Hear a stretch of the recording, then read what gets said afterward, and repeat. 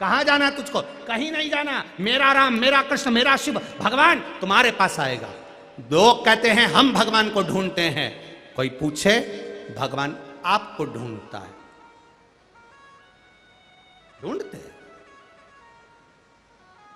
परमात्मा ढूंढेगा आपको। आपकी भक्ति के बल को बढ़ा लो बस, स्मरण को बढ़ा लो बस।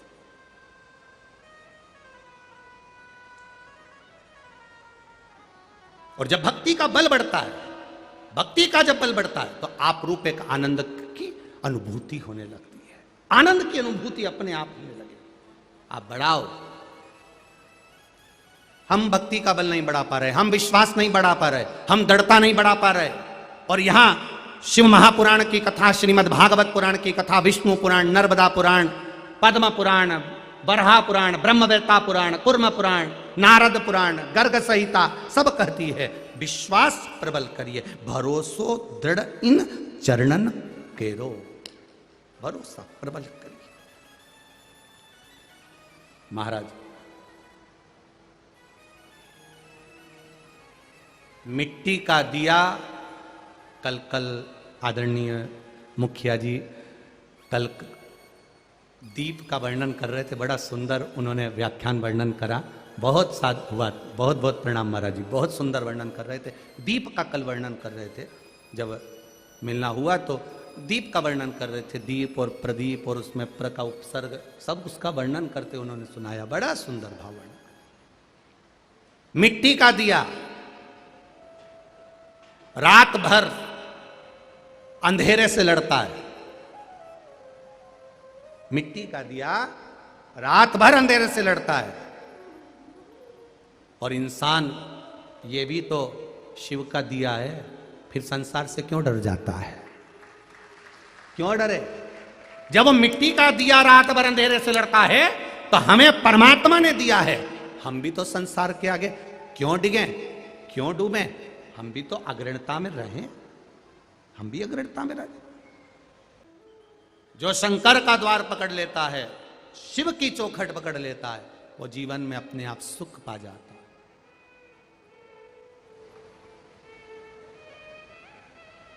भगवान का द्वार छोड़कर जो गलत राह का द्वार पकड़ लेता है, फिर एक दिन वो 25 रुपए के लोटे में भराकर हरिद्वार चले जाता है। इतना बड़ा लोटा, उसमें थोड़ी सी अस्थियां, हरिद्वार चली जाती। बचो, जरूरी है। ये उसकी कृपा, उसकी उदारता, उसकी दया होना चाहिए। क्या मिलेगा शिव महापुराण की कथा में जाने से?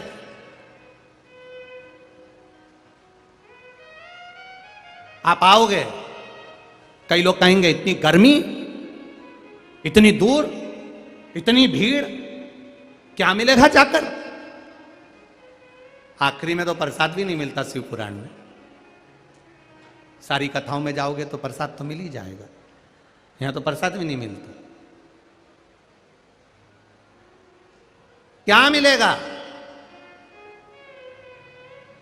शिव महापुराण में तो प्रसाद भी, क्योंकि यहां शिव पुराण में लिखा, स्पष्ट अक्षर में लिखा कि सबसे ज्यादा नरक में कौन जाता है, तो कहा प्रसाद बांटने वाला जाता है। बहुत टेंशन दे दिया लोगों को पुराण ने कि प्रसाद बांटने वाला नरक में जाता है। हाँ, क्यों? क्या कारण है कि प्रसाद बांटने वाला नरक में जाता है? उसका कारण एक, प्रसाद धर्म की जगह पर बंटता है, प्रसाद कथा भागवत में बंटता है, प्रसाद मंदिर देवालय में बंटता है, प्रसाद सत्कर्म की जगह पर बंटता है, प्रसाद हमेशा अच्छी जगह पर बंटता है। प्रसाद शादी में नहीं बंटता, प्रसाद किटी पार्टी में नहीं बंटता, प्रसाद ढिस्कों में नहीं बंटता, प्रसाद धर्म की जगह पर बंटता। प्रसाद बांटने वाला नरक क्यों जाएगा? प्रसाद बांटने वाला जब खड़ा होता है, प्रसाद देने खड़ा होता है, जब अपना वाला कोई आता है तो उसका हाथ इतना बड़ा हो जाता है, और पराया आता है तो हाथ छोटा हो जाता है। जो भगवान के चरणों में खड़ा होकर कपट कर जाता है, वो सीधे नरक चले जाता है। इसलिए शिवपुराण कहती है प्रसाद बांटने वाले को चाहिए, अगर प्रसाद बांटने खड़ा हुआ है, उसकी पत्नी भी आए, वो कितनी भी डराए, पत्नी आए वो कितनी भी डराए, कितनी भी आंख दिखाए, भले पल्लू लेके दिखाए, उसके बाद भी कह देना मैं बाद में घर लिया हुआ पर मैं नरक मत भेज मुझे, ओ जगदम्बा तेरे पांव पड़ू, तू जा। कितनी पहचान वाली आए, अपने को प्रसाद उतना ही देना है जितना सबको दिया। इसलिए हमारे पुष्टि मार्ग में, हमारे वैष्णव धर्म में, हमारे पुष्टि मार्ग में एक नियम बना दिया कि मंदिर से प्रसाद दिया जाएगा पर उसकी रसीद काटी जाएगी कि 10 रुपए का लेना है कि 20 रुपए का लेना है कि 50 रुपए का लेना है। तो क्या होगा कि बराबरी का ये लेन देन का कुछ लफड़ा रहेगा ही नहीं। आपने 10 रुपए जमा करे, एक ठोर मिल गया, आपने 20 रुपए जमा करे, मोहन थाल मिल गया, आपने 50 रुपए जमा करे, आपको ये मिल गया। क्यों? इसमें कोई भेद ना हो जाए बड़े और छोटे। इसलिए हमारे पुष्टि मार्ग में एक नियम बना दिया गया, एक सम नियम, सबके लिए एक जैसा, भेद ना रहे किसी के भीतर, किसी को यह ना लगे कि इन्होंने इनको ज्यादा दे दिया उनको कम दे दिया। भेद खत्म करने के लिए यह नियम हमारा शास्त्र बनाता है। और आपसे भी निवेदन है, धर्म की जगह पर खड़े हो, सत्यनारायण की कथा में खड़े हो, मंदिर में खड़े हो, शिवरात्रि पर फरियाल बांटने खड़े हुए हो, शंकर जी की कथा में तुम कहीं साबूदाने की खिचड़ी बांटने खड़े हुए हो, तो ये नियम बनाना कि मैं उतना ही सबको दूंगा जितना देते आ रहा हूं, चाहे घर के लोग आ जाए चाहे बाहर के लोग। नरक में वो चले जाता है जो चुपचाप से थैली में भरकर अपने छोरे को पकड़ा के घर भेज देता है। सुन लो रे बरहानपुर वालों अच्छे से, नुक्ती को, बूंदी को थैली में भर के चुपचाप से चले जा, घर मत भेज देना, नहीं तो वो नुक्ती 2-4 महीने पेट में दुखती। बड़ी विचित्र नुक्ती है, बड़ा ध्यान रखना, सहजता नहीं है।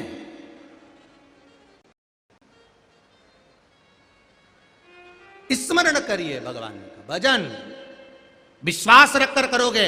राजा द्रुपद के सामने गुरु द्रोणाचार्य खड़े हैं, राजा को नीचे उतरकर सम्मान करना था, आदर करना था, नहीं करा। मित्र है, मित्र का सम्मान नहीं कर पाए, किससे आस लगाओगे? किससे आस लगाओगे? सब मतलब के यार हमने देख लिया, झूठा है संसार हमने देख लिया, झूठे नाते झूठे रिश्ते, झूठे नाते झूठे रिश्ते, झूठा है संसार हमने देख लिया, सब मतलब के यार हमने देख लिया। इसलिए भगवान की भक्ति में रमो, भगवान के भजन, उसकी भक्ति।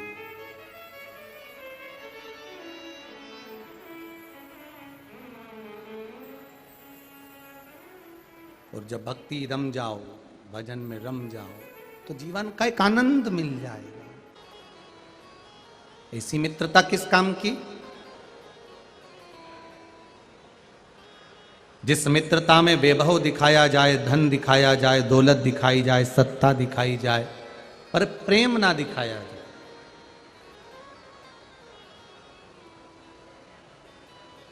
दुनिया की सबसे बड़ी बीमारी है अहंकार।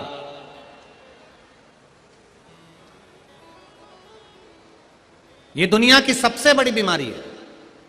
अहंकार में 3 गए, धन, वैभव और नाम।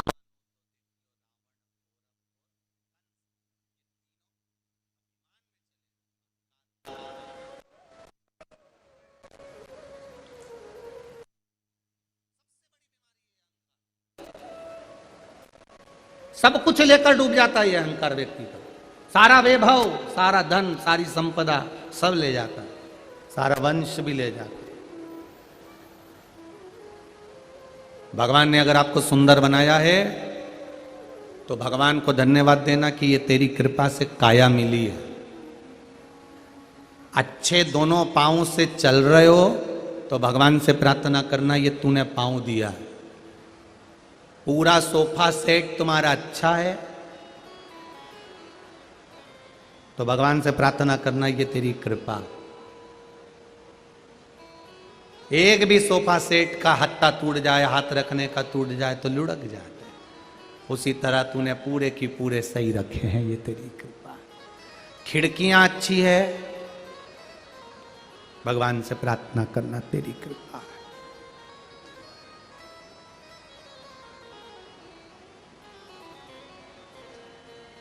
ये तेरी कृपा, तेरी उदारता, तेरी करुणा।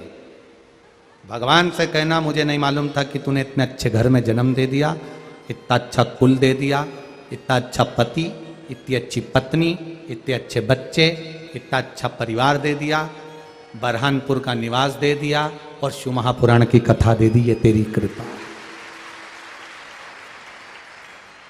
ये तेरी उदारता है। किसी दूसरे के बल पर नहीं, तेरे बल पर जी रहा। रोज धन्यवाद दो, रोज प्रतिदिन सोते उठते जागते बैठते रोज उसको धन्यवाद दो। तेरी कृपा से मैं यहाँ बैठा हूँ, तेरी कृपा से कथा सुन रहा हूँ, तेरी कृपा से भोजन कर रहा हूँ, तेरी कृपा से ये सब कार्य हो रहा है। वरना बहुत मुश्किल था साहब कि कुछ हो सकता है।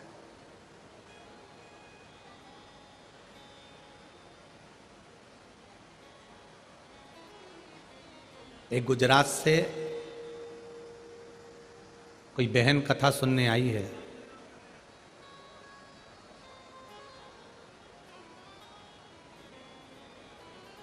जिसका 6 साल का लड़का जिसकी सर्जरी होना है, 6-7 साल का बच्चा है। सो नैना मनोज नेहते बापी गुजरात से आई हैं। कहीं बैठी हो तो हाथ हिलाइएगा। बापी गुजरात से आई हैं, दोनों हाथ हिला देना जहां कहीं बैठी हो। बापी गुजरात से आई हूं, मेरा मोबाइल नंबर ये है। मैं शिव जी का क्या वर्णन करूं गुरुदेव। मेरा लड़का जिसका फोटो लगा रही हूं, आप लोग आस्था चैनल पर और एलईडी पर उस बेटे का फोटो देख सकते हैं। जिसका मैं फोटो लगा रही हूं, मेरा लड़का बीमार पड़ गया, उसका हार्ट की सर्जरी होना थी। डॉक्टर ने कहा सर्जरी भी थोड़ा जल्दी करना है, और हार्ट की सर्जरी करने के लिए डॉक्टर ने बोल दिया 19/1/2023 को हम अहमदाबाद के नारायण हॉस्पिटल में ले गए। वहां से हमने वापिस एक बार जांच कराई। पहले हमने बापी के हॉस्पिटल में दिखाया, अब अहमदाबाद के हॉस्पिटल में 19/1/2023 को नारायण हॉस्पिटल में जांच कराई। तो डॉक्टर ने कहा इसकी सर्जरी थोड़ा जल्दी ही कराना पड़ेगी, इसका हार्ट कमजोर हो गया है, सर्जरी की इसको बहुत ज़रूरत है, नहीं तो ये पूर्ण तरह से चला जाएगा। हमने सर्जरी की तारीख 29/1/2023 निकाली। 29/1/2023 को हम बच्चे को लेकर सर्जरी के लिए ले जाने लगे। उसके पहले मेरी पड़ोसन ने कहा कि शिवजी पे 1 लोटा जल चढ़ा दो, उसका पानी पिलाकर इसको सर्जरी के लिए ले जाओ। हमने शिवजी को, हमारा विश्वास नहीं था गुरुजी, क्योंकि हम कथा नहीं सुनते थे। 1 लोटा जल चढ़ाया, पानी पिलाया बच्चे को, और हम अहमदाबाद के लिए सर्जरी के लिए निकल गए। 29/1/2023 को जब उसको सर्जरी के लिए अंदर ले जाने लगे तो डॉक्टरों ने वापिस उसके हार्ट की जांच करना प्रारंभ करा। और बाबा की कृपा से जब डॉक्टरों ने तीन डॉक्टर उसके हार्ट की जांच कर रहे थे, तो उन्होंने वापिस बाहर निकलकर कहा इसको ऑपरेशन की जरूरत नहीं है, इसका हार्ट ठीक हो गया है। ये बच्चा है जिसका फोटो आप देख रहे हो आस्था चैनल पर।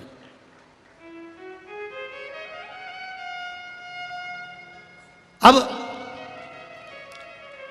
मेरा नाम सो नैना मनोज बेहते, बापी गुजरात से हूं, मेरा मोबाइल नंबर ये है। और बाबा को केवल मैं यहां अपने बेटे के साथ प्रणाम करने के लिए आई हूं। ये शिव तत्व है, ये शंकर की ओघड़ी की कृपा।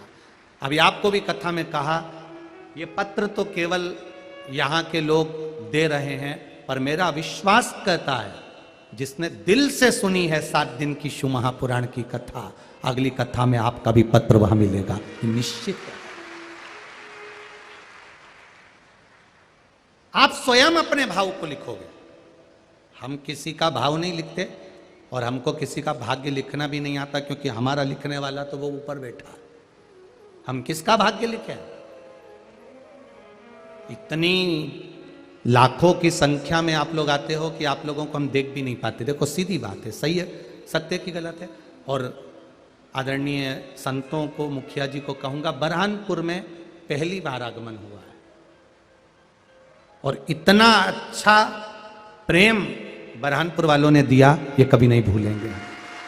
ये आपका स्नेह है, ये आपकी वात्सल्य है।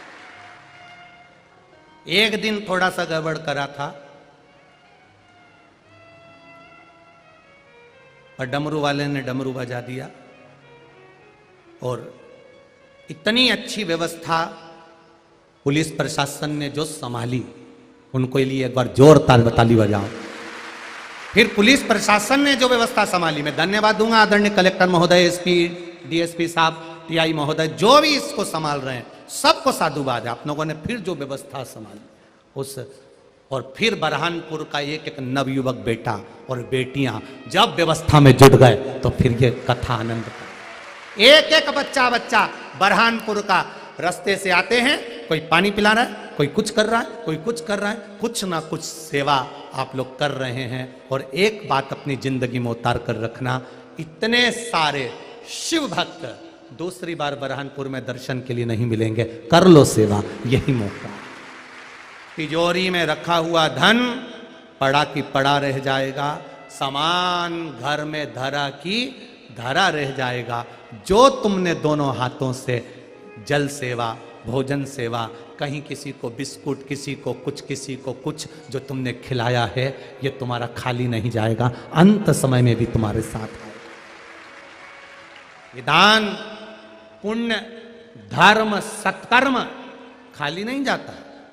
एक राजा ने अपने नगर में सूचना करा दी कि मरने के बाद कब्र में क्या होता है, कोई हमें बताए। इतने में मंत्री जी ने कहा, जो मर गया वो कैसे बताएगा? जो मर गया वो कैसे बताएगा? अभी एक कोई व्यक्ति ने रामायण को कुछ कुछ कह दिया, फाड़ दिया, जला दिया, जो भी करा। फिर बाद में उन्होंने कहा, तुलसीदास जी ने आखिर ये सब क्यों लिखा? तो हम उनसे कहेंगे, जहां तुलसीदास जी है वहां जाके पूछिए। जब थे तब तुम नहीं थे। भाई, जिसने माता का दूध पिया होता है वो रामायण को पढ़ता है, जिसने थैली और डब्बे का पुआ होता है वो रामायण के पन्ने को फाड़ता है।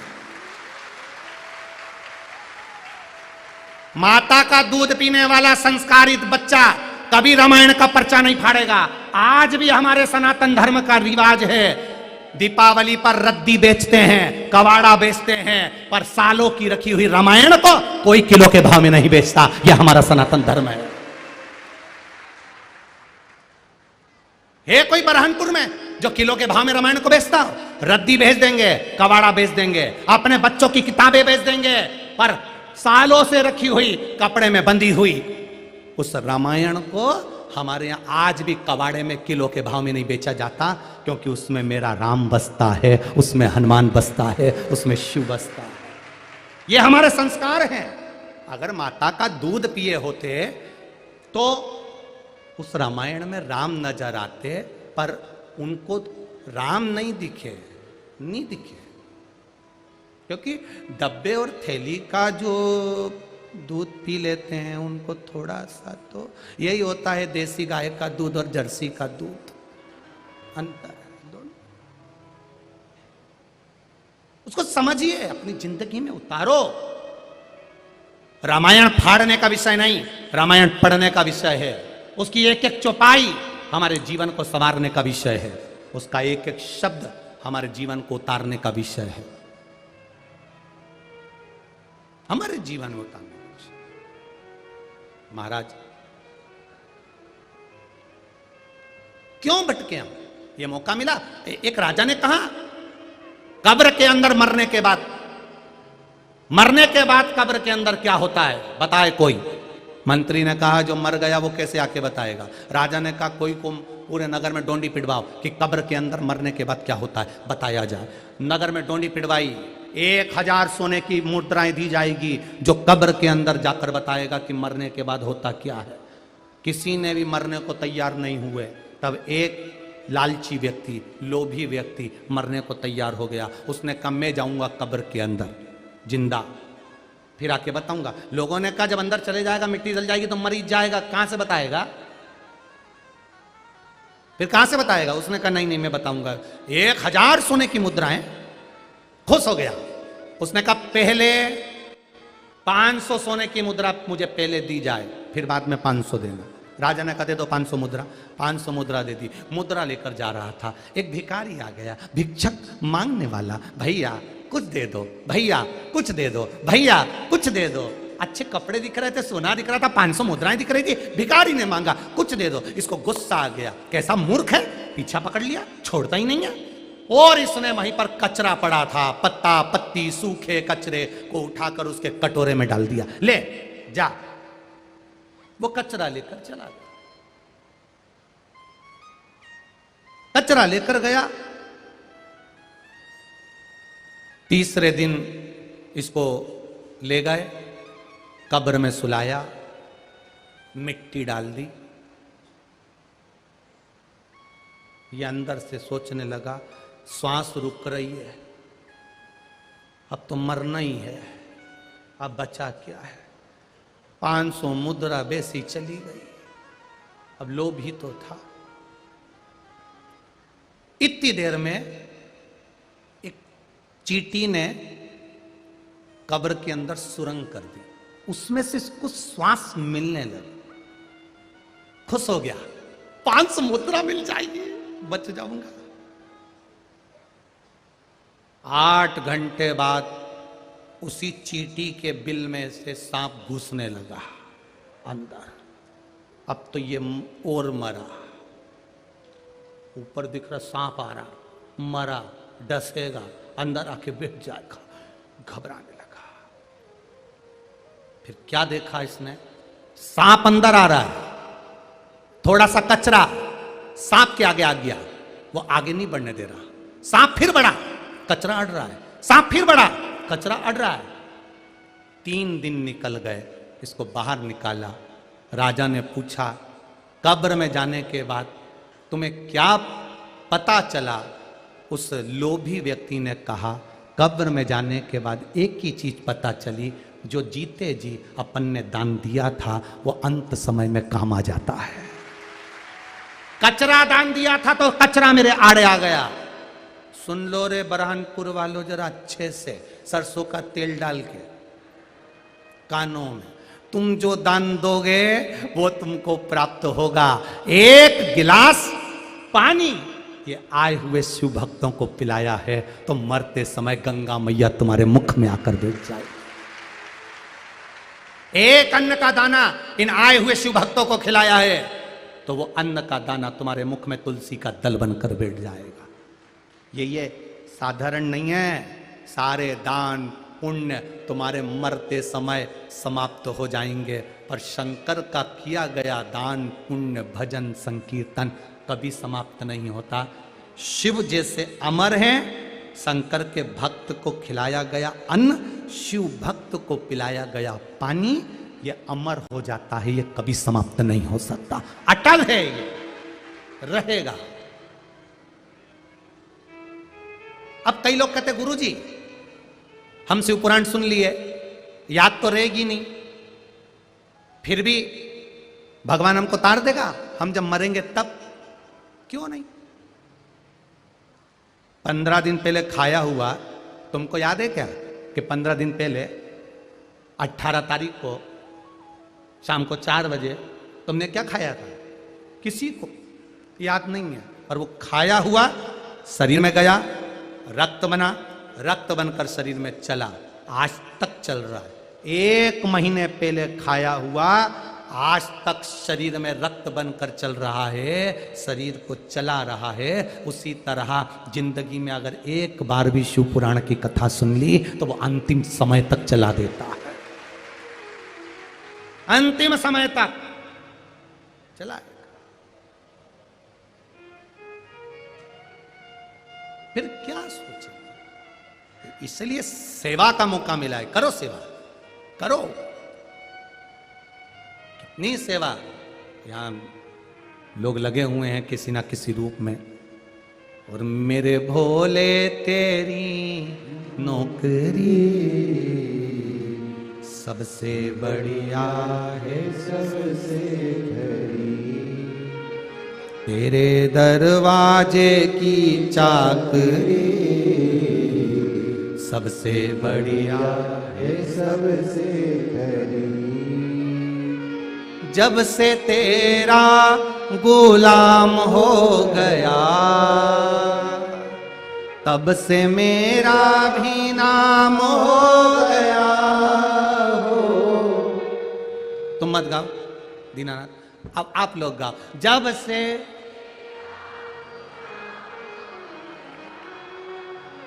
तब से मेरा भी, वरना औकात क्या थी मेरी, वरना औकात क्या थी मेरी, सबसे बढ़िया भोले बाबा तेरी, तेरी सबसे बढ़िया। उसके चरणारविंद का सुख,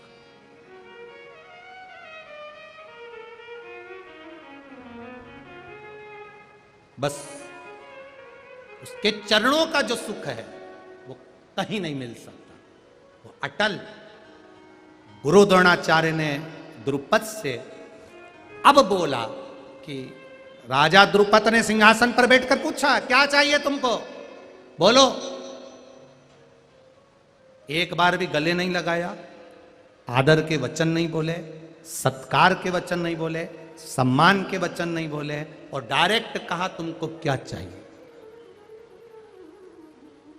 कोई जरूरी नहीं है कि दरवाजे पर आने वाला प्रत्येक साधु, प्रत्येक संत, प्रत्येक सन्यासी, प्रत्येक ब्राह्मण तुमसे मांगने के लिए ही आया है, जरूरी नहीं है। संत, साधु, ब्राह्मण, सन्यासी, तपस्वी, साधक, उपासक, ये जरूरी नहीं कि तुम्हारे दरवाजे पर मांगने आएंगे। कभी कभी शिव कृपा होती है, संत, साधु, सन्यासी, ब्राह्मण, तपस्वी ये मांगने नहीं, तुम्हारा घर का काल हरने के लिए, रोग हरने के लिए, दुख हरने के लिए भी इनके चरण पड़ जाते हैं और ये रोग हर के चले जाते। 3 को दिया गया कभी खाली नहीं जाता। एक ब्राह्मण संत गुरु को दिया हुआ, दूसरा बहन बेटी को दिया हुआ, तीसरा गौ माता को दिया हुआ, ये कभी खाली नहीं जाए। किसी गाय को 1 रोटी दी है उसका फल मिलेगा, संत ब्राह्मण गुरुजन को 1 गिलास पानी भी पिलाया है तो उसका फल मिलेगा, और यदि बहन बेटी तुम्हारे यहां पर आई और तुमने उसको कुछ दिया है तो उसका फल तुमको जरूर मिलेगा, ये निश्चित है, वो खाली नहीं जाएगा। पर निवेदन है, थोड़ा निवेदन है कि जब बहन बेटी आपके दरवाजे पर आए उसको देखकर प्रसन्न होना, भगोने जैसा मुंह मत बनाना।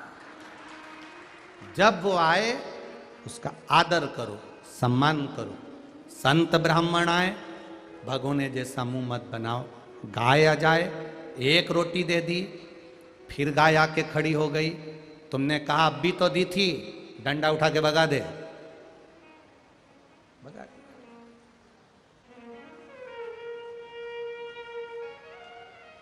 अब भी रोटी थी, अब भी फिर आ गई। संत, ब्राह्मण, गौ माता और बेटी ये घर के काल को हरते हैं, रोग को हरते हैं, दुख को हरते हैं, कष्ट को हरते हैं और सदा आपका कल्याण करते हैं। बेटियों को देखकर, बहन बेटियों को देखकर प्रसन्न हो, प्रसन्न। पर जब जब बहन बेटियां आती हैं, भाभियों का मुंह, मैं नहीं बोलूं तो अच्छा है री बरहानपुर वाली जीजियो, मैं बोलूंगा और फिर लोग कहेंगे सियोर वाला महाराज को बोलना नहीं आता। बस बहन बेटी आई और इनकी चौकीदारी बढ़ गई। रात को 9 बजे तक भी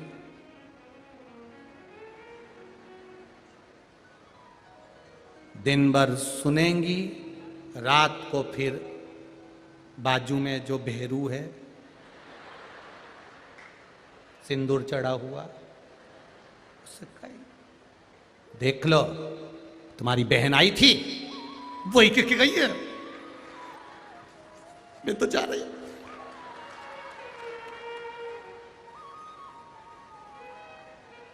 इतने में वो फिर भेरू बोलेगा, देख मैं तेरे हाथ जोड़ूं, 2 दिन के लिए आई है,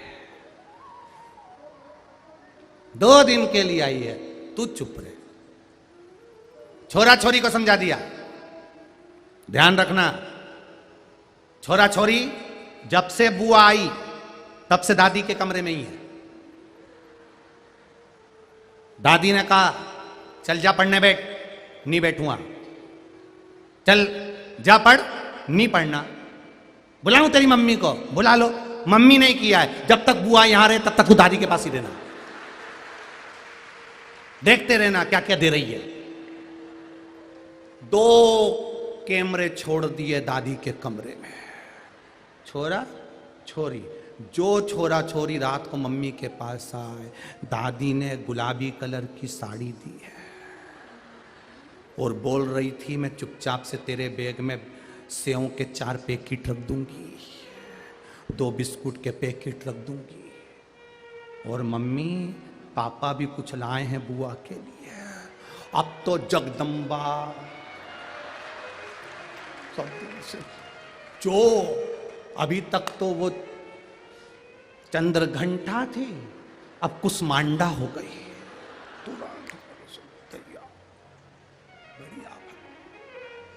घटता नहीं है बहन बेटी को देने से, खूब दो, प्रेम से दो।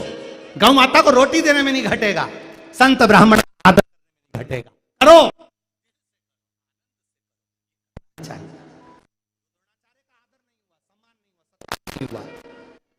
मित्र होकर भी आदर नहीं कर पाए और डायरेक्ट पूछा तुमको क्या चाहिए। एक बार तो गले लगाता, दोस्त है, मित्र है, सखा है। परवावारी दुनिया मतलब की दुनिया में किसी का कोई नहीं, धन नहीं है कोई तुम्हारा नहीं है, धन आ गया सब तुम्हारे हो गए सब। एक बहन ने लिखा है पत्र के अंदर, हमारी सामर्थ्यता नहीं थी, हम किराए के मकान में रहते थे। जिसने लिखा होगा खड़ी हो जाना, पत्र कौन ढूंढे, ठीक है। हमारे किराए के मकान में रहते थे, मकान नहीं था, सब जगह से हमने प्रयास करा पर कोई प्लाट नहीं, कोई मकान नहीं। बाबा से रोज विनती करना चालू करा, अब प्लाट भी हो गया, मकान भी बनने लगा, और बाबा की कृपा से जो रिश्तेदार पूछते नहीं थे अब वो भी हमारे घर में आना चालू हो गए। ये धन है, ये धन। कोई नहीं पूछेगा जीजी थोड़ा भी कम हो गया, कौन पूछेगा।